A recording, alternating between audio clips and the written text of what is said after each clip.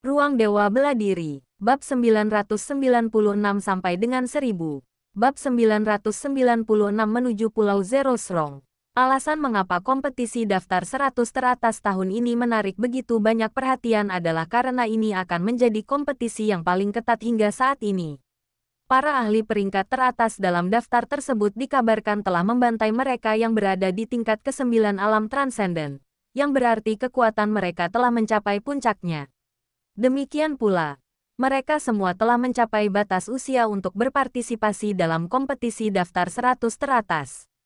Setelah itu, mereka akan terlalu tua atau kekuatan mereka akan menembus level yang lebih tinggi, dan mereka tidak akan ingin berpartisipasi dalam kompetisi peringkat semacam itu lagi. Dengan kata lain, ketika kompetisi untuk daftar 100 teratas berikutnya tiba, kekuatan tim pasti akan turun satu atau bahkan beberapa level. Baru ketika generasi jenius berikutnya tumbuh dewasa, akan ada sesuatu yang menarik untuk disaksikan. Bahkan bisa dikatakan bahwa persaingan untuk daftar 100 teratas tahun ini jauh melampaui ekspektasi semua orang. Dalam berbagai kompetisi untuk daftar 100 teratas, ini adalah pertemuan para jenius. Dahulu, seorang jenius yang mampu mencapai tingkat ke-9 alam transenden pasti akan mampu mengalahkan rekan-rekannya dan menertawakan semua pahlawan. Namun sekarang, bahkan Pangeran Racun dan Pangeran Api pun memiliki catatan mengalahkan atau membunuh para ahli di tingkat ke-9 alam transenden. Belum lagi Ye Xiwen, dewa yang terkenal kejam dan tak kenal ampun itu. Dengan banyaknya pakar lain dari berbagai faksi yang juga berpartisipasi, kompetisi tahun ini dipastikan akan sangat sengit, jauh melampaui ekspektasi semua orang. Selain itu, dengan banyaknya pakar yang terlibat, kemungkinan besar acara ini akan menarik minat sebagian orang yang sebelumnya enggan berpartisipasi, sehingga menjadikannya tontonan yang belum pernah terjadi sebelumnya. Dengan pemikiran ini, banyak sekali pakar mulai menuju ke Pulau 100 teratas. Tidak ada yang ingat apa nama asli Pulau 100 Kuat. Yang diketahui hanyalah bahwa dahulu kala, Pulau 100 Kuat digunakan sebagai tempat penyelenggaraan kompetisi untuk menentukan 100 orang terbaik. Seiring waktu, tidak ada yang ingat nama aslinya, dan pulau itu hanya disebut Pulau 100 Kuat. Selain itu, untuk menahan guncangan susulan dari pertempuran antara generasi ahli yang lebih muda, pulau ini telah diperkuat berkali-kali oleh para pendahulunya, sehingga menjadikannya sangat kokoh. Pulau ini dikendalikan bersama oleh 3 penguasa manusia dan 3 penguasa laut, total 6 kekuatan. Biasanya, tidak ada yang diizinkan mendekati pulau ini. Pulau ini hanya dibuka untuk umum selama kompetisi daftar 100 teratas. Setiap 30 tahun sekali, seluruh Pulau 100 Kuat menjadi sangat ramai. Di Tanah Suci Klan Naga Api Racun, sesosok duduk bersila di atas gunung berapi asap racun. Dia tak lain adalah Pangeran Racun. Saat ini, seluruh tubuhnya diselimuti gas beracun. Dia mengambil lebih banyak asap beracun dari gunung berapi asap racun dan mengintegrasikannya ke dalam tubuhnya, yang semakin memperdalam kultivasinya. Tiba-tiba, dia membuka matanya. Tatapannya sangat dingin. Kilatan gas beracun berwarna hijau zamrud melintas di antara matanya. Ye Xiwen, Ye Xiwen, Ye Xiwen, aku akan mencabik-cabikmu dan membuatmu menderita kematian yang mengerikan. Dia adalah seorang jenius yang sangat sombong sehingga dia selalu menjadi orang yang menindas orang lain, tidak pernah menjadi orang yang ditindas. Bahkan jenius hebat lainnya di klannya, Tuan Muda Yan, adalah seseorang yang tidak pernah dia anggap serius. Dia adalah yang nomor 1 di antara generasi muda di wilayah Laut Yunsing, yang lain tidak perlu dikhawatirkan. Siapa sangka dia akan menderita kerugian besar di tangan Ye Xiwen. Kemampuan racun andalannya sepenuhnya ditekan oleh Ye Xiwen, membuatnya benar-benar tak berdaya untuk melawan balik. Mengingat kepribadiannya, bagaimana mungkin dia membiarkan hal ini begitu saja? Kompetisi untuk daftar 100 teratas akan segera dimulai. Anda benar-benar harus datang, atau saya akan sangat kecewa. Sambil berbicara, dia menegakkan tubuhnya dan melangkah keluar dari area yang terdampak oleh letusan gunung berapi beracun tersebut. Begitu dia keluar, dia melihat seorang pemuda memperhatikannya dari kejauhan. Matanya dipenuhi ketidakpedulian. Orang ini tak lain adalah Tuan Muda Yan, seorang ahli muda terkemuka lainnya dari klan naga api beracun. Ku dengar kau dikalahkan oleh manusia itu dan melarikan diri semalaman. Sedikit nada sarkasme terlintas di bibir Tuan Muda Yan, yang jelas menunjukkan bahwa hubungan mereka tidak begitu harmonis. Sebaiknya kau urus saja urusanmu sendiri. Dalam kompetisi 100 besar ini, aku akan memastikan dia mati dengan cara yang mengerikan. Pangeran Racun tidak membantahnya. Itu sudah menjadi rahasia umum. Meskipun dia sangat marah karena Tuan Muda yang telah mengungkap kekurangannya. Entah kalian mencabik-cabiknya atau membiarkannya tanpa tempat pemakaman, kalian semua akan menjadi pecundang. Pada akhirnya, hanya aku yang akan memenangkan kejuaraan, kata Tuan Muda Yan dengan tenang. Apa yang kau katakan? Pangeran Racun menatap tajam Pangeran Api. Siapa yang kau sebut pecundang? Apa kau mau bertarung denganku di sini dulu? Sekarang, kenapa tidak? Ini hanya masalah waktu, kata Tuan Muda Yan dingin. Di dalam wilayah suci klan Paus Pemecah Langit, Paus Wuyuan melangkah keluar.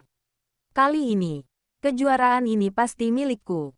Sementara itu, di antara klan Iblis Laut, dua Tuan Muda, Hai Wu Liang dan Hai Wu Yu, juga memulai perjalanan mereka ke Pulau 100 Kuat. Saudaraku, mengapa kita harus pergi ke Pulau 100 teratas itu dan bersaing dengan makhluk laut dan manusia untuk mendapatkan tempat di daftar 100 teratas? Bukankah kita selalu mengabaikan bagaimana dunia luar bertarung? Di samudera yang luas, angin laut yang tak berujung bertiup, dan Hai Wu Yu berkata dengan sedikit kesulitan memahami. Karena leluhur kita telah meninggalkan Laut Iblis Kacau. Alasan mengapa ras manusia dan ras laut tidak menyerang Laut Iblis Kacau di masa lalu bukan hanya karena mereka bermaksud menggunakannya sebagai tempat pelatihan, tetapi juga karena mereka waspada terhadap keberadaan leluhur kita. Kata Hai Wu Liang, sekarang leluhur kita telah pergi. Mereka tidak lagi takut. Jika kita tidak berusaha untuk berintegrasi ke dunia ini, ketika pasukan kedua ras maju, saat itulah klan Iblis Laut kita akan hancur. Tanpa leluhur kita, klan Iblis Laut kita tidak lagi memiliki prasyarat isolasi dari dunia. Kita hanya bisa berintegrasi ke dalamnya. Selain itu, ada begitu banyak ahli muda di dunia luar. Jika kita tidak dapat menemui mereka semua, bukankah kita akan menyesal seumur hidup? Iblis yang disegel itu jelas merupakan leluhur dari para iblis laut ini. Tetapi hubungan antara keduanya sama sekali tidak harmonis. Dan para iblis laut tidak pernah berusaha untuk membebaskan leluhur ini selama bertahun-tahun. Setelah melarikan diri, iblis itu dengan cepat meninggalkan iblis laut dan tidak berniat untuk tinggal. Nama kita, kakak dan adik, harus ada dalam daftar 100 teratas.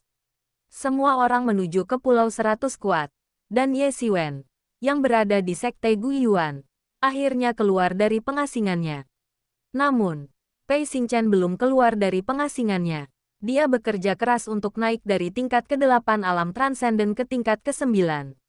Fondasinya tidak sedalam Ye Xiwen, dan naik dari tingkat ke-8 ke tingkat ke-9 lebih sulit daripada naik dari tingkat ke-5 ke tingkat ke-6 bagi Ye Xiwen. Tanpa, Ye Xiwen menunggu dengan tenang di luar area latihan terpencil Pei Xingchen, siap untuk pergi kapanpun Pei Xingchen muncul. Tidak hanya Ye Xiwen, tetapi juga beberapa ahli lain dari Sekte Guiyuan di tingkat ke-7 dan ke-8 alam transenden, adalah elit di antara elit generasi muda Sekte Guiyuan. Meskipun mereka tidak sebaik Pei Xingchen, mereka semua adalah ahli di bidangnya dan semuanya merupakan kandidat utama untuk daftar 100 besar. Sebagai penguasa tertinggi wilayah Laut Yunsing, Sekte Guiyuan memiliki fondasi yang mendalam. Karena ia bukan murid Sekte Guiyuan, Ye Xiwen agak merasa asing di antara para murid tersebut. Ia hanya berdiri diam di samping, menunggu Pei Xingchen keluar dari pengasingannya. Dari perubahan halus pada aura yang terpancar dari dalam, Ye Xiwen sudah dapat merasakan bahwa kekuatan Pei Xingchen secara bertahap meningkat, dan hari terobosannya tidak lama lagi. Saat ia mengamati kesendirian Pei Xingchen, para murid Sekte Guiyuan juga memperhatikannya. Ye Xiwen telah menjadi cukup terkenal selama periode ini, tetapi ini adalah pertama kalinya dia benar-benar melihat anak muda yang telah mengacaukan Laut Yunsing dan bahkan menyebabkan beberapa penguasa saling berkonfrontasi. Dia sepertinya tidak memiliki sesuatu yang istimewa, dan tingkat kultivasinya hanya berada di tingkat ke-6 alam transenden. Di antara generasi muda, tingkat kultivasi seperti itu dianggap baik, tetapi itu tidak cukup di hadapan mereka. Namun, tak seorang pun berani meremehkan anak ini yang baru berada di tingkat ke-6 alam transenden. Anda harus tahu bahwa dia adalah seseorang yang bahkan telah membantai seorang master di tingkat ke-9 alam transenden. Berapa banyak orang yang tewas sebelum peristiwa itu disebut pembantaian. Rekor seperti itu adalah sesuatu yang bahkan tidak berani mereka impikan untuk dicapai. Di antara para murid seangkatan mereka di Sekte Guiyuan, hanya Pei Xingchen yang dapat dibandingkan dengannya. Mampu membunuh seseorang di tingkat ke-9 alam transenden ketika seseorang berada di tingkat ke-6 alam transenden. Tidak, bahkan sebelum itu, di tingkat ke-5, adalah menjadi contoh yang cemerlang di generasi manapun. Meskipun begitu, agak tidak masuk akal untuk mengatakan bahwa Sekte Guiyuan akan memutuskan hubungan dan berkonfrontasi dengan klan buaya beracun Jueying karena hal ini. Mereka tidak mengetahui rencana para petinggi dengan jelas, tetapi mereka tidak berani meremehkan Ye Xiwen. Karena para petinggi melakukan hal ini, pasti ada alasannya. Bang, tiba-tiba, setelah waktu yang tidak diketahui lamanya, pintu yang telah tertutup begitu lama akhirnya ditendang hingga terbuka, dan Pei Xingchen segera melompat keluar dari dalam. Hahaha, akhirnya aku keluar dari pengasingan. Pei Xingchen tertawa terbahak-bahak, dan tekanan tingkat ke-9 alam transenden menyapu seluruh tubuhnya.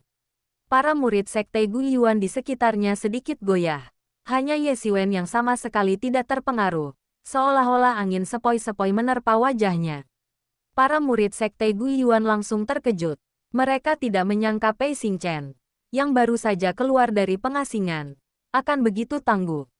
Bahkan kultivator biasa di tingkat ke-9 alam transenden mungkin tidak memiliki kekuatan seperti itu. Cener, sekarang kita sudah keluar dari pengasingan. Ayo pergi. Jika kita menunda lebih lama lagi, mungkin sudah terlambat. Pada saat itu, seberkas cahaya melintas, dan di langit, lelaki tua dari alam aspek Dharma dari Sekte Guiyuan muncul di hadapan semua orang. Kali ini, Sekte Guiyuan akan dipimpin langsung olehnya ke Pulau 100 Kuat. Ya, Pei Xingchen tertawa dan mengangguk. Ye Xiwen, awalnya aku ingin bertanding denganmu. Tapi karena kompetisi 100 besar akan segera datang, kita akan punya banyak kesempatan untuk bertanding. Mata Pei Xingchen berkobar dengan semangat bertarung yang ganas. Baru saja melangkah ke tingkat ke-9 alam transenden, dia dipenuhi dengan kepercayaan diri. Ye Xiwen juga merupakan salah satu lawan yang sangat ingin dia kalahkan. Bab 997 Pulau Zero Strong yang meriah. Berkas cahaya melintas di Pulau 100 terkuat. Biasanya, Pulau 100 terkuat disembunyikan oleh 6 penguasa, dan hanya terlihat selama kompetisi peringkat 100 terkuat yang diadakan setiap 30 tahun sekali. Hari ini menandai dimulainya kompetisi untuk peringkat 100 besar. Selain para master muda yang datang untuk berpartisipasi, ada juga banyak praktisi bela diri yang datang dari jauh untuk menyaksikan pertunjukan ini. Ini adalah ekstravaganza bela diri yang jarang terlihat dalam beberapa dekade terakhir. Meskipun hanya pertandingan antara beberapa petarung top generasi muda, akan menjadi kesalahan besar jika menganggap pertandingan tersebut berkualitas rendah. Meskipun para master muda ini masih sangat muda, dari segi kekuatan, mereka termasuk yang terbaik bahkan di antara generasi master yang lebih tua. Di Laut Yunsing, jarang sekali terlihat seorang master alam aspek Dharma. Bahkan master alam aspek Dharma setengah langkah pun sulit ditemukan. Dalam benak semua orang, tingkat ke-9 alam transenden sudah dianggap sebagai master papan atas. Namun, para master muda ini, terutama yang berada di puncak, semuanya memiliki catatan mengalahkan atau membunuh seorang master tingkat ke-9 alam transenden. Ini benar-benar membuktikan pepatah bahwa anak-anak ajaib dan jenius adalah sekelompok orang yang tidak dapat diukur dengan akal sehat. Jika Anda menilai kekuatan mereka berdasarkan usia mereka, mereka mungkin akan mengalami nasib buruk. Meskipun itu hanyalah pertarungan antara para master muda, bagi banyak praktisi bela diri independen, itu mungkin pertarungan tingkat tertinggi yang pernah mereka saksikan dalam hidup mereka. Terlebih lagi, Begitu para pemain muda berbakat ini mencapai level tertentu, mereka dapat dengan mudah mengalahkan para pemain veteran yang tangguh di level tersebut. Meskipun mereka semua mungkin berada di tingkat ke-9 alam transenden, kekuatan mereka jauh lebih besar daripada seseorang di tingkat ke-9 alam transenden, baik satu, beberapa, atau bahkan puluhan kali lipat. Bagi mereka, ini bukan hanya festival bela diri untuk generasi muda, tetapi juga festival bela diri untuk mereka sendiri. Dalam situasi seperti ini, sesosok berjubah hijau diam-diam memasuki Pulau 100 terkuat. Ternyata itu adalah Ye Xiwen. Pada akhirnya, ia membatalkan rencananya untuk bepergian bersama Sekte Guiyuan dan datang ke Pulau Baiqiang sendirian. Meskipun Pulau 100 kuat ini hanyalah sebuah pulau kecil, pulau ini telah berkembang selama bergenerasi-generasi. Meskipun hanya makmur selama periode waktu tertentu setiap 30 tahun, hal itu tetap cukup untuk menjadikannya salah satu pulau paling makmur di Laut Yunsing. Ini seperti kota raksasa, di mana Anda masih bisa melihat bangunan-bangunan yang berusia puluhan ribu, ratusan ribu, atau bahkan jutaan tahun. Bangunan-bangunan ini tampak sama sekali tidak sesuai dengan suasana modern. Namun, semua orang sudah terbiasa dengan hal itu. Sebagai benua kuno dengan peradaban yang telah diwariskan selama bertahun-tahun, setiap dinasti telah berubah selama bertahun-tahun. Banyak orang sering mengasingkan diri selama ribuan tahun dan kemudian kembali. Mereka sudah lama terbiasa dengan perubahan semacam ini. Hanya Ye Xiwen yang masih agak kurang terbiasa dengan berjalannya waktu. Untungnya, berjalannya waktu jauh lebih lambat di kalangan praktisi bela diri daripada di kalangan orang biasa. Karena tingkat pergantian di kalangan praktisi bela diri juga sangat lambat. Praktisi bela diri memiliki umur yang sangat panjang. Beberapa keluarga kuno, khususnya, mungkin masih mempertahankan etiket dan kebiasaan dari ratusan ribu tahun yang lalu. Bagi Ye Xiwen, apalagi 10.000 tahun, 1000 tahun pun akan terlalu lama. Di dalam restoran yang ramai, banyak praktisi bela diri yang tiba lebih awal sedang mendiskusikan persaingan untuk masuk dalam daftar 100 besar. Satu siklus 30 tahun lagi telah berlalu. Waktu berlalu begitu cepat, rasanya seperti hanya masa pengasingan yang telah berlalu. 30 tahun lagi telah berlalu. Terakhir kali aku melihat Tuan Muda Racun dan Tuan Muda Api. Mereka baru berada di tingkat ke-6 atau ke-7 alam transenden. Sekarang mereka sudah bisa menghancurkan para ahli di tingkat ke-9 alam transenden. Sepertinya tidak akan lama lagi sebelum mereka bisa melangkah ke alam aspek Dharma. Ya, sudah bertahun-tahun lamanya sejak wilayah Laut Yunsing kita memiliki begitu banyak junior yang luar biasa. Di masa lalu, memiliki satu orang saja yang mencapai tingkat ke-9 alam transenden sudah merupakan hal yang luar biasa. Tetapi generasi ini memiliki begitu banyak. Ini benar-benar zaman keemasan. Masa-masa kejayaan adalah masa-masa kekacauan. Apakah kalian semua telah melupakan pepatah kuno ini? Semakin luar biasa peristiwa-peristiwa itu, semakin saya khawatir. Apapun yang terjadi, semakin luar biasa mereka, semakin terhormat kita. Sebagai praktisi bela diri dari wilayah Laut Yunsing, akan merasa, bukan? Benar sekali, dalam ujian alam darah, wilayah Laut Yunsing kita telah berada di posisi terbawah selama bertahun-tahun. Kali ini, kita sama sekali tidak bisa terus berada di posisi terbawah. Pertarungan antar generasi muda ini akan menarik. Setelah mereka semua mundur dari kompetisi untuk daftar 100 besar, tidak akan mudah untuk melihat mereka bertarung dalam skala sebesar ini lagi. Ya, mungkin dalam beberapa ratus atau 1000 tahun lagi, mereka akan menjadi penguasa kekuatan-kekuatan besar. Pada saat itu, mereka akan berada di posisi yang sangat tinggi dan memiliki kekuasaan yang besar. Akan sulit bagi mereka untuk bertindak dalam keadaan apapun. Bukankah Tuan Muda Hailong akan mendominasi pertempuran lagi kali ini? Terakhir kali, dia juga keluar sebagai pemenang, mengalahkan semua ahli generasi muda untuk merebut gelar tersebut. Jika kali ini pun sama, akan terasa agak membosankan. Mungkin tidak, 30 tahun telah berlalu, dan mereka semua telah membuat kemajuan. Persaingan di antara generasi jenius yang lebih muda baru saja dimulai. Kemenangan atau kekalahan sementara bukanlah apa-apa. Mereka dapat dengan mudah saling menyalip kapan saja. Meskipun Tuan Muda Hailong mendominasi kompetisi di yang terakhir, mungkin sekarang tidak akan demikian. Semua orang mengangguk setuju. Di antara generasi muda, jarang sekali satu pertandingan saja yang menentukan pemenang. Di masa lalu, hal itu tidak akan menjadi masalah. Jika itu adalah salah satu dari orang-orang seperti Tuan Muda Hailong atau Pei Xingchen, mereka akan menjadi juara yang tak terbantahkan, dan tidak ada yang akan meragukannya. Tetapi generasi ini telah menghasilkan begitu banyak anak ajaib yang dulunya cukup untuk mengalahkan semua orang lain, membuat hasil setiap pertandingan menjadi misteri. Mungkin baru ribuan tahun kemudian, ketika mereka semua telah memasuki periode stabilitas, hasil sebenarnya dari pertempuran mereka akan ditentukan.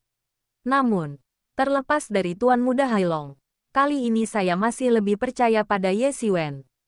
Kalian semua tahu seperti apa Pangeran Buaya itu, namun dia tewas di tangan Ye Xiwen.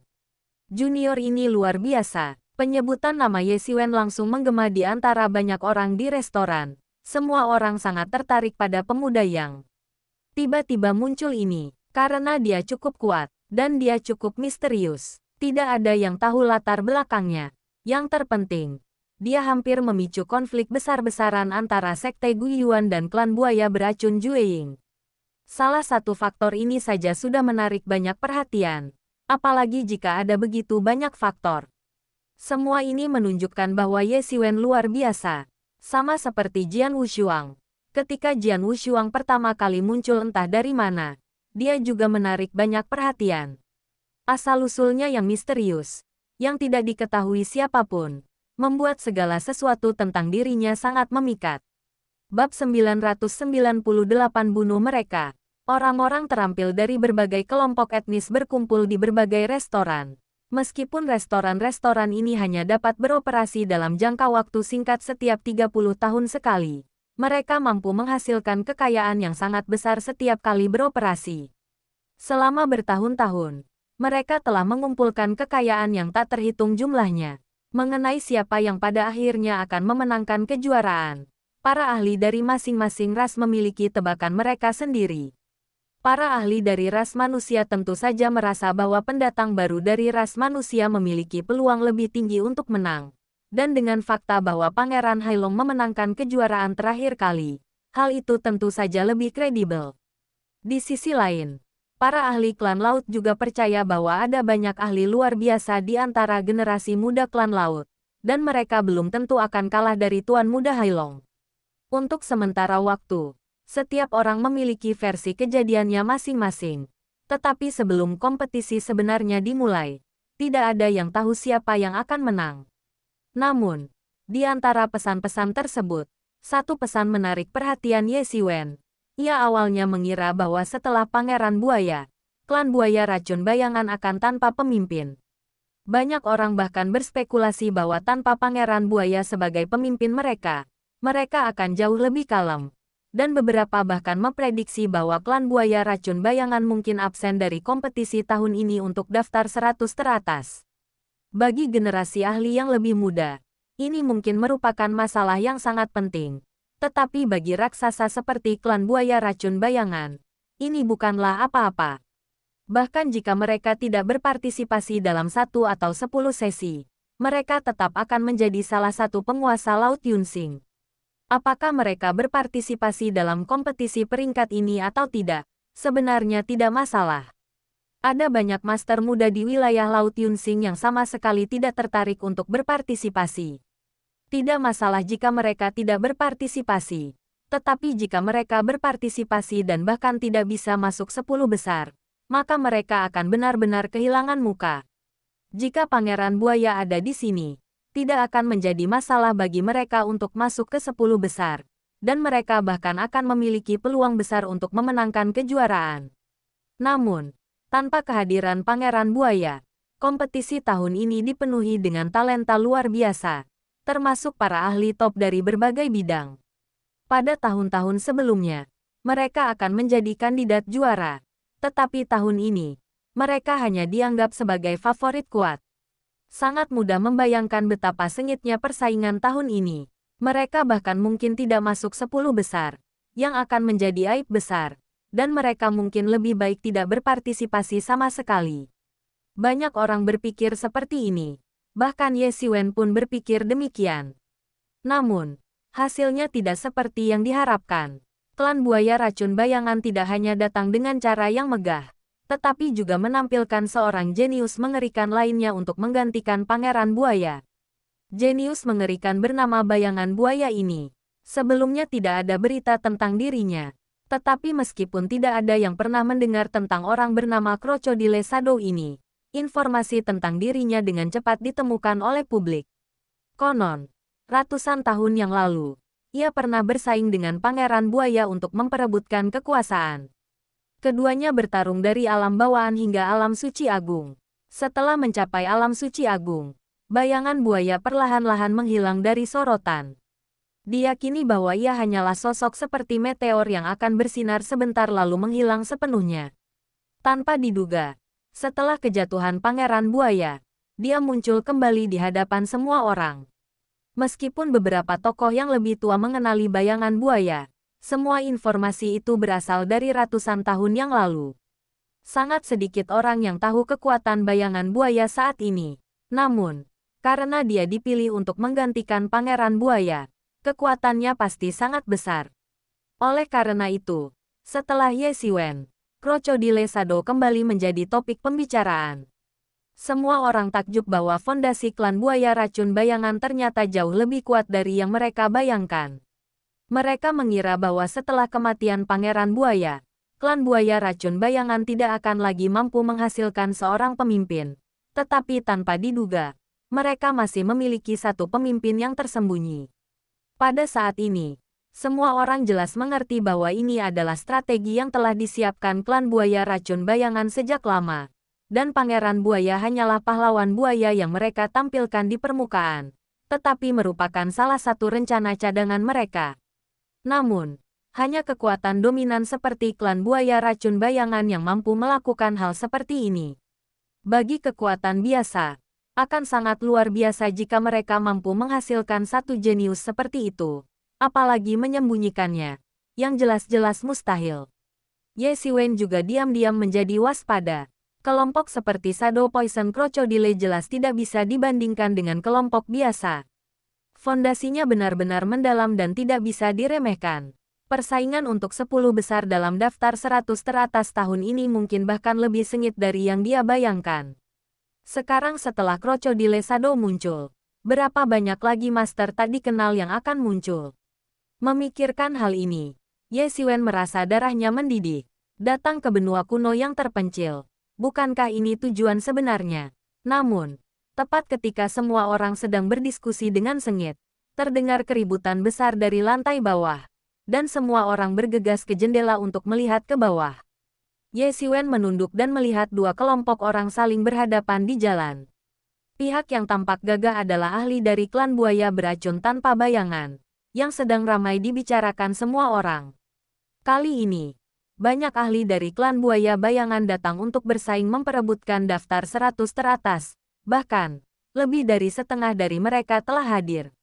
Di belakang para ahli dari klan buaya beracun tanpa bayangan ini, di tempat yang remang-remang, sesosok figur berdiri samar-samar, seolah mencoba menyatu dengan bayangan. Seandainya bukan karena mata tajam Ye Xiwen, dia mungkin bahkan tidak akan mampu menemukan ahli dari klan buaya beracun tanpa bayangan yang bersembunyi di balik bayangan ini.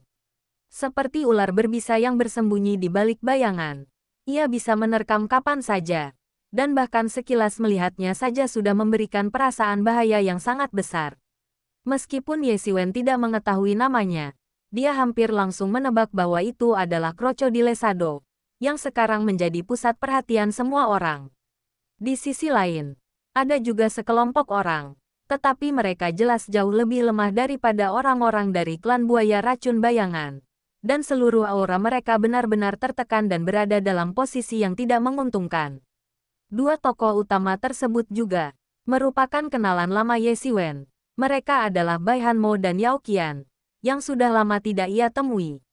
Setelah sekian lama berpisah, keduanya telah membuat kemajuan besar dalam kultivasi mereka. Yao Qian, yang mengasingkan diri sebelum mereka berpisah untuk menembus ke tingkat ketujuh alam transenden, kini telah melangkah ke tingkat ke-8 alam transenden. Tingkat kultivasi Bai Hanmo bahkan lebih mencengangkan. Dia sebenarnya telah mencapai puncak tingkat ke-8 alam transenden, yang sama sekali tidak kalah dengan Pangeran Buaya dan yang lainnya sebelum memasuki menara penekan iblis. Bahkan, dapat dikatakan bahwa jika dia diberi lebih banyak waktu, mengejar Ye Xiwen dan yang lainnya hanya akan menjadi masalah waktu. Bakat Bai Hanmo memang seperti yang Ye Xiwen duga. Begitu dia serius, bakat dan kecepatannya tidak kalah dengan Pangeran Buaya dan yang lainnya. Bahkan mungkin lebih kuat. Dia memiliki bakat yang luar biasa. Dan dengan latihan yang tekun, dia akan segera meraih kesuksesan yang tak terduga. Dilihat dari situasinya saat ini, dia tidak jauh dari memasuki tingkat ke-9 alam transenden. Itu hanya masalah waktu. Berdasarkan situasi keseluruhan, Ye Xiwen menyadari bahwa Bai Hanmo dan kelompoknya telah dikepung oleh klan buaya racun tanpa bayangan. Adapun alasan mengapa klan buaya beracun tanpa bayangan ingin menyergap mereka, Ye Xiwen hampir langsung tahu bahwa itu karena dirinya. Bukan rahasia lagi bahwa asosiasi bisnis Yangzhou membantu Ye Xiwen. Banyak orang mengetahuinya, terutama setelah Ye Xiwen menjadi terkenal di Laut Yunxing. Masalah ini diungkap, dan banyak orang takjub bahwa asosiasi bisnis Yangzhou memiliki keberanian untuk melawan klan buaya beracun Jueying. Bahkan di seluruh Laut Yunxing, hanya sedikit kekuatan yang berani melawan klan buaya beracun Jueying. Karena mereka tidak dapat menemukan Ye Xiwen, mereka pasti akan mengejar Yao Qian dan yang lainnya. Pada akhirnya, ini adalah sesuatu yang saya sebabkan sendiri. Apakah klan buaya bayanganmu berniat memulai perang dengan umat manusia sebelum bahkan bersaing memperebutkan 100 posisi teratas? Kata Yao Qian sambil menggertakkan giginya. Jika konflik pecah, sebagian besar dari mereka tidak akan mampu menandingi para ahli dari klan buaya bayangan. Jadi dia harus menggunakan kata-kata untuk menenangkan para buaya itu terlebih dahulu. Saudari Yao, mengapa repot-repot banyak bicara dengan buaya-buaya bau ini? Mereka tidak punya perintah untuk membuat masalah bagi kakak Ye. Jadi mereka datang mencari kita. Paling buruk, kita akan melawan mereka. Sebelum aku pergi, ibuku memberiku beberapa barang bagus. Aku akan membunuh mereka. Sebelum ahli dari klan buaya beracun tanpa bayangan itu sempat berbicara, Bai Hanmo sudah mulai berteriak. Dilihat dari nada bicaranya, sepertinya membunuh para ahli dari klan buaya bayangan ini tidak akan lebih sulit daripada membunuh serangga. Orang-orang di sekitarnya gempar, menatap Bai Hanmo dengan heran. Apakah dia sudah kehilangan akal sehatnya? Para ahli dari klan buaya bayangan di hadapan kita ini bukanlah lawan yang mudah. Kita akan membunuh mereka. Hanya Ye Xiwen yang tahu bahwa Bai Hanmo mungkin tidak melebih-lebihkan. Sejak pertama kali bertemu Bai Hanmo, dia tahu bahwa asal-usul Bai Hanmo penuh misteri. Dia bahkan menduga bahwa Bai Hanmo mungkin keturunan dari keluarga besar di benua kuno yang terpencil. Para keturunan dari keluarga-keluarga berpengaruh ini semuanya kaya dan banyak akal. Masing-masing dari mereka memiliki satu atau dua cara untuk menyelamatkan hidup mereka. Mereka bahkan mungkin memiliki cara untuk membunuh para ahli dari klan buaya beracun tanpa bayangan ini. Bagi orang lain, dia mungkin hanya berpura-pura berani. Tetapi menurut Ye Xiwen, Bai Hanmo jelas bukan tipe orang yang suka membual. Jika dia mengatakan itu, mungkin anak kecil ini benar-benar punya rencana seperti itu. Jika dia benar-benar membunuh semua ahli dari klan buaya beracun tanpa bayangan di hadapannya, dia pasti akan menjadi penjahat paling dicari kedua di klan buaya beracun tanpa bayangan. Setelah Ye Xiwen sombong, Bai Hanmo telah benar-benar membuat marah para ahli dari klan buaya racun bayangan ini. Sebagai ahli dari klan buaya racun bayangan, mereka memiliki status bangsawan dan kekuatan yang hebat. Kapan mereka pernah begitu tidak dihormati? Dan apa maksud Bai Hanmo dengan membunuh mereka? Apakah itu kutu kasur? Apakah Anda bisa membunuh mereka sesuka hati?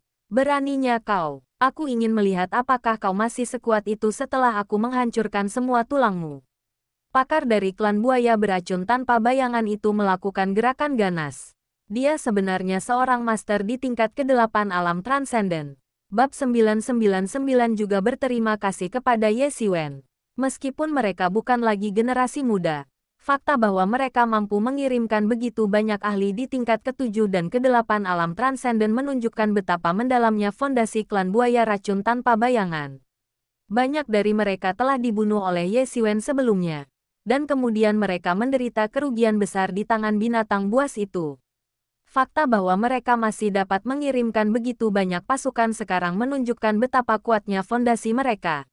Pakar dari klan buaya beracun tanpa bayangan itu bahkan tidak menghunus senjatanya. Dia hanya melepaskan serangan cakar dari jauh, seketika menghancurkan udara. Kelima cakarnya, seperti pecahan cahaya bintang dingin yang tak terhitung jumlahnya, langsung mengincar Bai Hanmo. Menghadapi ahli dari klan buaya bayangan yang langsung menyerangnya, Bai Hanmo sama sekali tidak takut. Dia hanya mencibir dan bahkan tidak menghunus senjatanya. Dia langsung melayangkan pukulan untuk menangkis serangan itu. Tinju tangannya diselimuti warna seperti giok dan memancarkan cahaya warna-warni.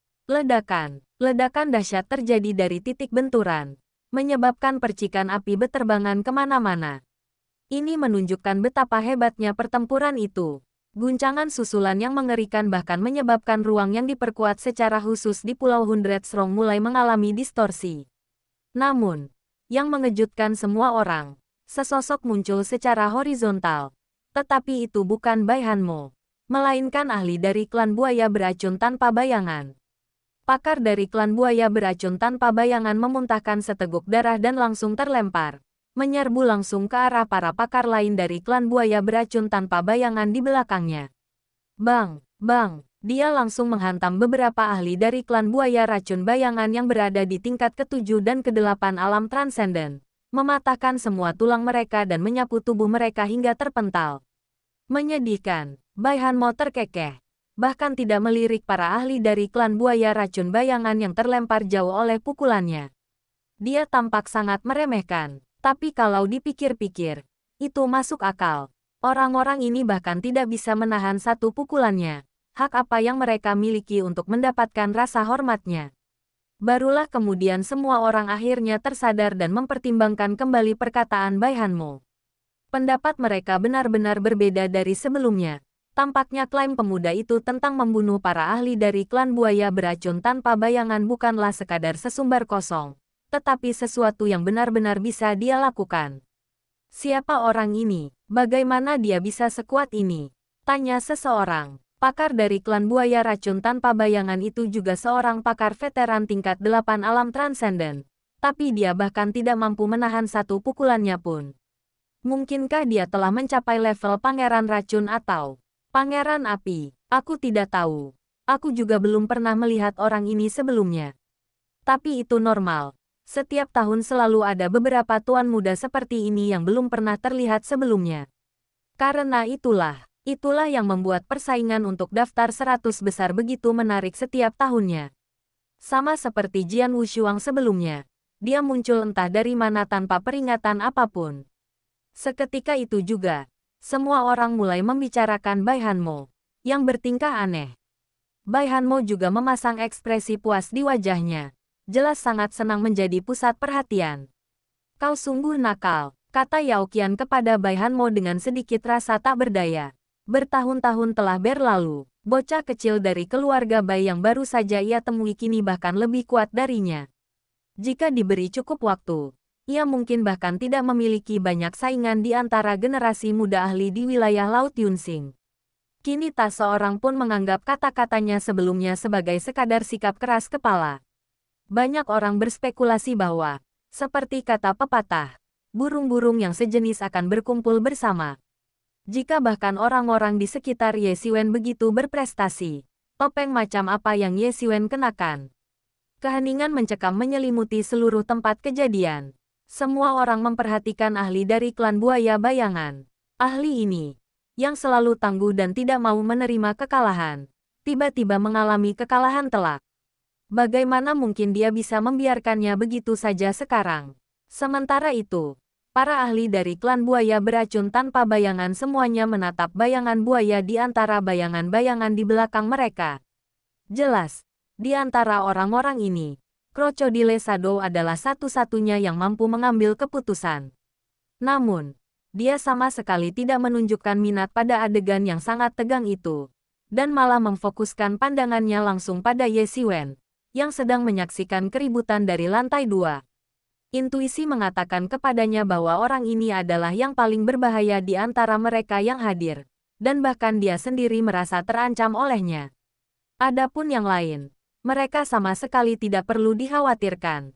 Apakah kamu melihatku? Bibir Ye Xiwen sedikit melengkung saat dia menatap bayangan buaya dengan dingin. Sama seperti Ye Xiwen yang dengan cepat mengenali bayangan buaya di antara kelompok anggota klan buaya racun tanpa bayangan. Bayangan buaya juga dengan cepat menyadari keunikan Ye Xiwen. Bahaya halus yang dipancarkannya membuat bayangan buaya merasa tidak nyaman. Teman, turunlah dan temui aku. Bayangan buaya tiba-tiba berbicara kepada Ye Xiwen saat itu. Tatapannya tajam, tertuju sepenuhnya pada Ye Xiwen, tanpa berhenti sejenak pun. Semua orang langsung terkejut. Banyak orang kemudian memperhatikan bayangan buaya di antara bayangan-bayangan lainnya.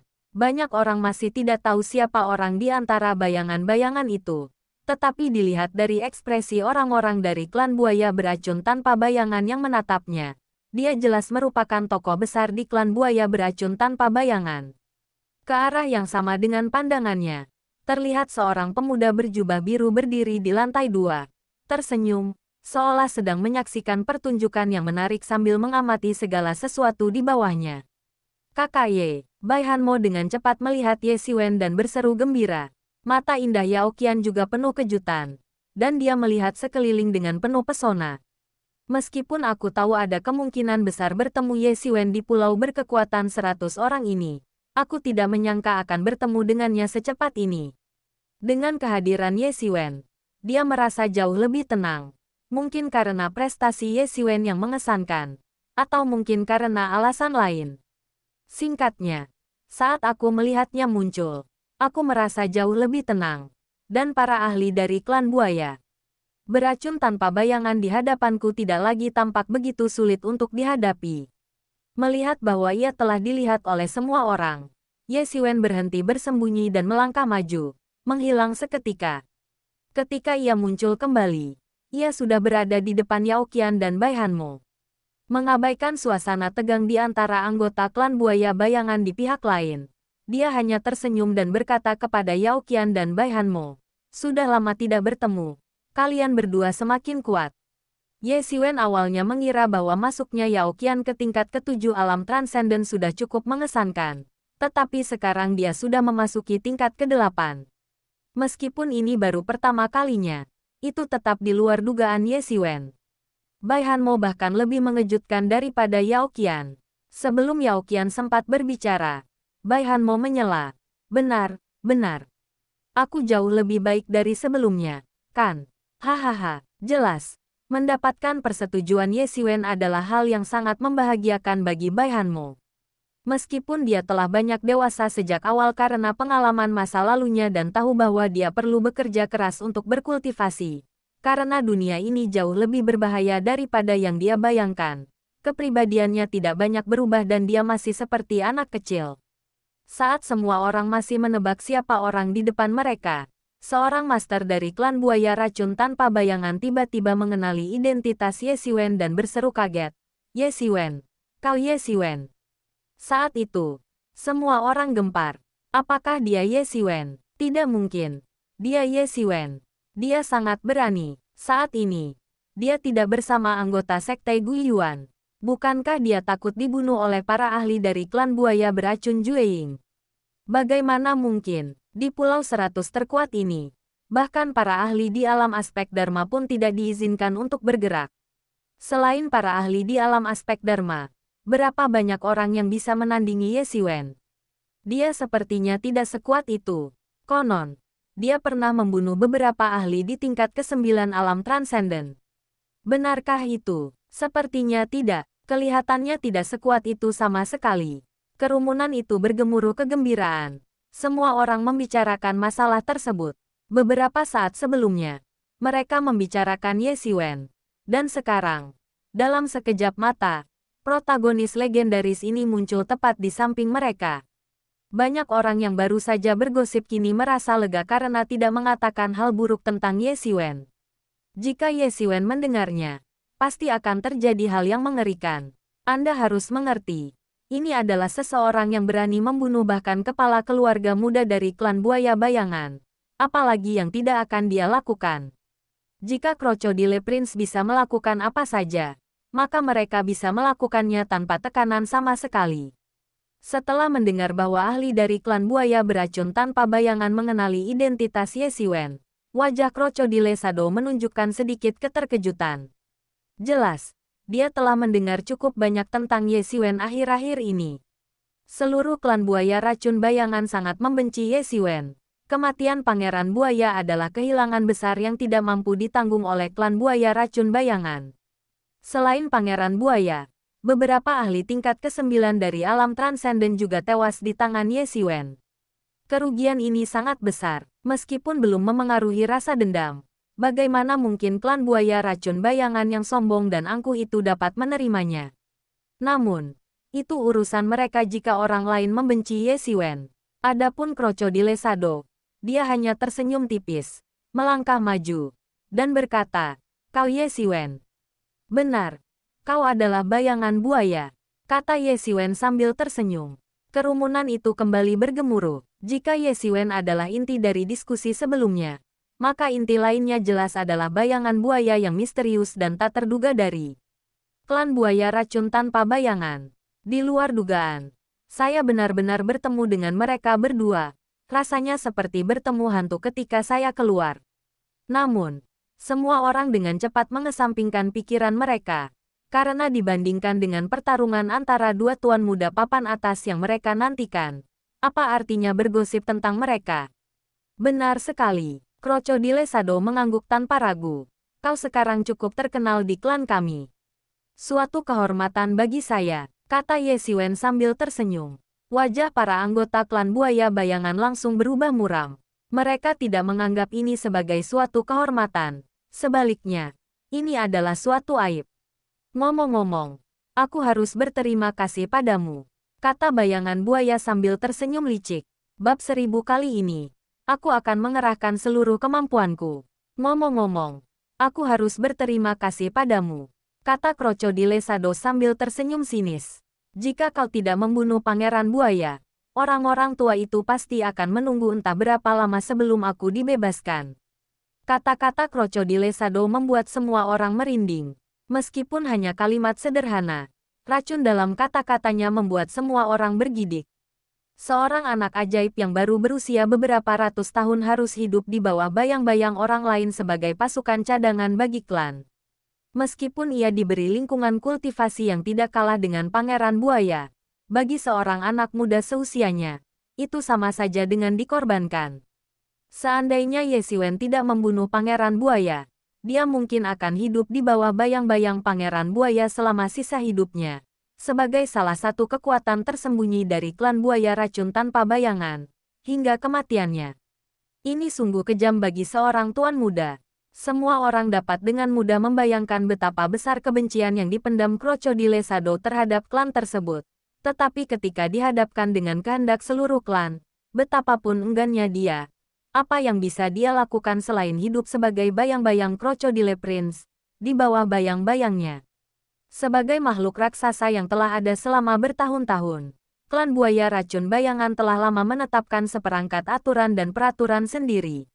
Meskipun menikmati keuntungan dari klan buaya racun bayangan, para ahli ini juga terikat oleh aturan-aturan tersebut.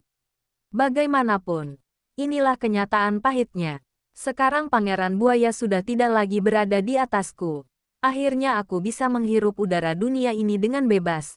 Hahaha. Bayangan buaya tertawa terbahak-bahak saat berbicara, seolah-olah dia baru saja memikirkan sesuatu yang lucu, dan air mata mengalir di wajahnya karena tertawa.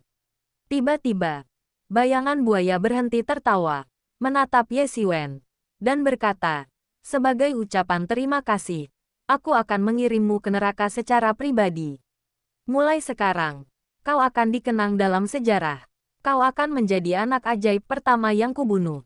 Dikenang dalam sejarah, bukan itu yang kuinginkan. Kau bukan anak ajaib pertama yang akan kubunuh." Ye Xiwen menyipitkan matanya dan berkata dingin. Ekspresinya tampak acuh tak acuh. Jika Pangeran Buaya itu arogan dan tak terkendali, seperti singa yang mendominasi daratan. Maka bayangan buaya bagaikan ular berbisa yang bersembunyi di balik bayangan, siap menerkam kapan saja dan memberikan pukulan ganas. Ular berbisa ini jauh lebih menakutkan daripada singa yang terlihat jelas. Sepertinya dia tidak mendengar perkataan Ye Xiwen. Atau mungkin dia sama sekali mengabaikan kata-kata Ye Xiwen. Bayangan buaya berkata dengan dingin, meskipun para tetua itu semua berharap kau mati. Berharap kau mati seketika. Sebagai ucapan terima kasih, aku akan membiarkanmu hidup sampai kompetisi. Pada saat itu, aku akan menghajarmu sampai mati di depan semua orang. Apa itu Pangeran Buaya? Hanya akulah yang seharusnya memimpin masa depan klan buaya racun tanpa bayangan. Semua orang tersentak kaget. Bayangan buaya ini berniat membunuh Ye Xiwen di depan semua orang untuk menegakkan kekuasaannya. Dia telah ditindas oleh Pangeran Buaya selama bertahun-tahun dan harus mematuhi pengaturan seluruh klan. Dia harus menjadi bayangan Pangeran Buaya dan kekuatan yang diam-diam dibina oleh klan. Jika Pangeran Buaya tidak mati di tangan Ye Xiwen kali ini, dia mungkin tidak akan pernah memiliki kesempatan untuk bangkit dalam hidupnya. Kita bisa membayangkan kebencian yang ia pendam terhadap Pangeran Buaya. Sekarang setelah Pangeran Buaya tewas di tangan Ye Xiwen, jika dia bisa membunuh Ye Xiwen di depan semua orang, bukankah itu akan membuktikan bahwa dia jauh lebih kuat daripada Pangeran Buaya? Secara tidak langsung menamparkan para tetua yang memutuskan untuk menyembunyikannya. Namun, bayangan buaya ini terlalu percaya diri.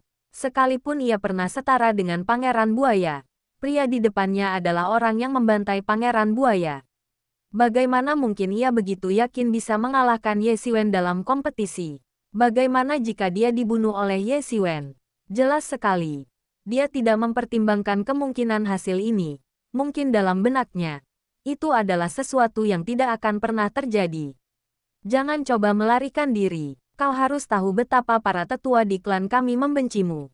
Kau telah menghancurkan harapan yang mereka bangun dengan tangan mereka sendiri. Hahaha. Begitu kau meninggalkan Pulau 100 kuat ini, kau mungkin akan langsung diburu oleh mereka. Kuharap kau tidak mati di tangan mereka, tapi di tanganku, kata bayangan buaya dengan tenang. Kematian Pangeran Buaya tampaknya tidak menimbulkan kesedihan baginya. Meskipun itu merupakan hal yang menyedihkan bagi seluruh klan, itu juga merupakan hal yang menguntungkan baginya.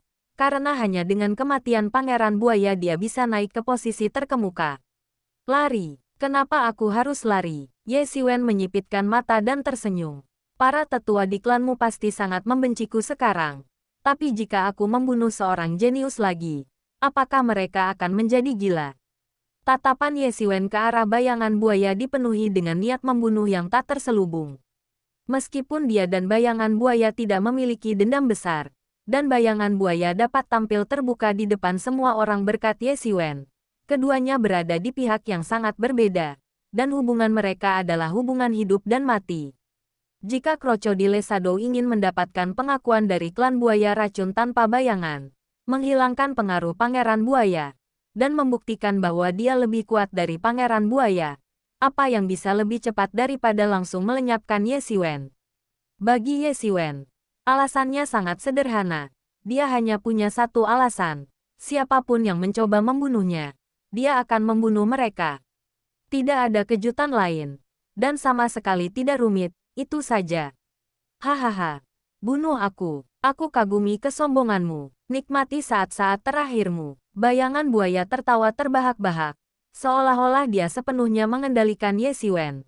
Meskipun dia pernah membunuh Pangeran Buaya, yang setara dengannya. Banyak orang mengatakan hal ini padaku. Tapi mereka semua sudah meninggal. Kata Ye Xiwen dengan tenang. Kerumunan terdiam. Menyaksikan kedua orang itu berdebat sengit. Keduanya memiliki kepercayaan diri yang sangat besar. Para jenius ini masing-masing memiliki kepercayaan diri yang tidak dimiliki orang biasa. Kepercayaan diri yang tak tergoyahkan yang dihasilkan oleh prestasi mereka yang tak tertandingi sangat penting untuk memulai jalan seni bela diri. Mereka yang tidak memiliki kepercayaan diri ini pasti sudah tersingkir sejak lama, apalagi para jenius seperti mereka. Tanpa kepercayaan diri untuk mengatasi segalanya, mereka tidak akan mampu mencapai sejauh ini. Mendengarkan percakapan di antara keduanya, orang dapat merasakan kelicikan tersembunyi di dalam diri mereka. Keduanya tampak sepenuhnya mengendalikan satu sama lain, seolah-olah mereka dapat saling menghancurkan sepenuhnya dalam pertemuan berikutnya. Dari keduanya, salah satunya pasti mampu melakukannya, tetapi mereka belum benar-benar berbenturan, dan banyak yang tidak berani mengambil keputusan terburu-buru. Kekuatan Ye Xiwen tak perlu diragukan lagi. Ketenarannya saat ini di seluruh wilayah Laut Yunsing sudah berbicara sendiri. Adapun bayangan buaya, karena ia dipilih untuk menggantikan Pangeran Buaya, ia mungkin tidak kalah hebatnya dari Pangeran Buaya, menjadikannya seorang jenius lainnya. Dalam pertempuran antara dua pihak, bahkan keraguan sesaat pun dapat menentukan hasilnya. Terlalu banyak ketidakpastian. Kau adalah bayangan buaya. Kenapa kau harus begitu sombong? Kau hanyalah seseorang yang telah ditindas oleh Pangeran Buaya selama bertahun-tahun. Bai Hanmo tiba-tiba menyela. Kata-katanya penuh dengan penghinaan. Mendengar itu, ekspresi bayangan buaya sedikit berubah. Ia kemudian melirik Bai Hanmo dengan dingin dan tidak mengatakan apapun, melainkan berkata, "Hiduplah dengan baik, dan berdoalah agar kau tidak bertemu denganku terlalu cepat. Jika tidak, ini akan menjadi hari kematianmu." Saat mereka berbicara, dipimpin oleh bayangan buaya, para ahli dari klan buaya beracun tanpa bayangan mundur satu persatu. Beberapa ahli klan buaya beracun tanpa bayangan yang terluka dan tak sadarkan diri di tanah juga dibawa pergi. Melihat Krokodil Shadow dan yang lainnya pergi, Bai Hanmo menghela napas dan berkata, "Sayang sekali. Bagaimana bisa orang itu begitu tenang? Jika dia kehilangan ketenangannya dan berani menyerang, aku akan mengambil kesempatan untuk membunuhnya. Dengan begitu, Kakak Ye, kau akan memiliki satu musuh besar yang lebih sedikit untuk memperebutkan kejuaraan." Ye Xiwen menatap Bai Hanmo dengan heran. Dia tidak menyangka Bai Hanmo memiliki rencana seperti itu. Pantas saja dia tiba-tiba ikut campur. Dia juga sedikit penasaran. Kartu truf macam apa yang dimilikinya sehingga membuatnya begitu yakin bisa membunuh bayangan buaya. Meskipun dia hanya secara kasar merasakan kekuatan bayangan buaya, dia yakin bahwa kekuatannya mungkin tidak kurang dari Pangeran Buaya. Bahkan dia pun akan pusing berurusan dengan orang seperti itu. Namun Bai Hanmo yakin dia bisa membunuhnya. Dia sama sekali tidak percaya bahwa Bai Hanmo berbicara dengan sombong karena dia tidak menyadari kekuatan bayangan buaya. Karena bahkan dia sendiri dapat melihat bahwa bayangan buaya akan menjadi musuh yang tangguh. Dia jelas tidak akan berbicara dengan sombong karena salah menilai. Dia pasti sudah mempersiapkan diri. Ya ampun, kalau kita membunuhnya di sini, buaya-buaya itu pasti akan benar-benar mengamuk, kata Yao Qian sambil tersenyum. Dia tahu ini dengan sangat baik. Sama seperti anggota klan buaya beracun tanpa bayangan yang tidak berani bergerak sebelumnya. Jika mereka benar-benar membunuh bayangan buaya di sini, maka para ahli dari klan buaya beracun tanpa bayangan mungkin akan menjadi gila dan langsung menyerang. Jika mereka mati di atas ring, maka mereka tidak punya apa-apa untuk dikatakan. Kakakmu Yao benar, lagi pula. Lawan tahun ini jelas bukan hanya bayangan buaya. Bahkan jika kau membunuh bayangan buaya, itu tidak akan banyak berpengaruh. Ye Xiwen terkekeh pelan. Lagi pula, seorang pria sejati harus mengalahkan semua musuh kuatnya dan mencapai puncak. Itulah hal paling mengasyikkan dalam hidup. Apa yang ditakutkan Ye Xiwen? Dia tidak pernah takut, bahkan pada musuh yang kuat, apalagi generasi muda para ahli. Jika dia perlu menggunakan trik untuk menang, maka jalannya di seni bela diri mungkin hanya akan stagnan. Di sini, Saudara Ye, kau benar. Hanya saja bayangan buaya itu tidak mudah dihadapi. Hehe, sekarang semua orang bilang Saudara Ye adalah kandidat yang hebat. Makhluk laut itu terlalu sombong. Bunuh mereka dan biarkan mereka tahu akibatnya. Bai Hanmo dengan cepat melupakan apa yang baru saja terjadi dan berkata sambil tersenyum. Ayo, kali ini, aku akan mengerahkan seluruh kemampuanku.